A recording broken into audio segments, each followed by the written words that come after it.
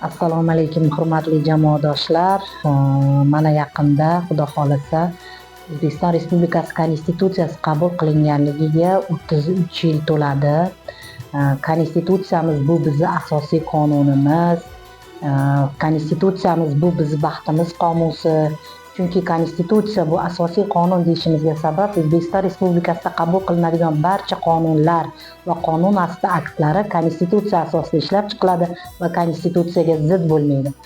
Konstitutsiyani baxtimiz qomusi deyishimizga sabab O'zbekiston Respublikasidagi barcha fuqarolarga, O'zbekiston fuqarolariga berilgan, o'sha konstitutsiyada berilgan huquqlar va erkinliklar berilishi bilan birgalikda kafolatlab qo'yiladi, ya'ni garantiyalangan bo'ladi. Shuning uchun ham uni hech kim buza olmaydi, uni hech kim o'zgartira olmaydi. Konstitutsiyada berilgan huquq va erkinliklarni hech kim o'zgartira olmaydi. Shuning uchun ham biz konstitutsiyani baxtimiz qomusi deb ataymiz.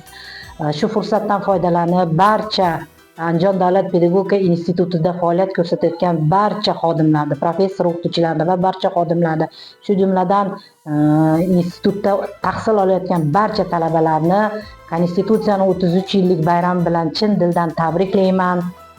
Ularga hammalariga o'qishlarida, ishlarida muvaffaqiyatlar, zafarlar tilayman, sog'lik, salomatlik tilayman. Konstitutsiyamiz abadiy bo'lsin. Unaqa bayramlarda ko'pini nishonlash hammamizga nasib qilsin.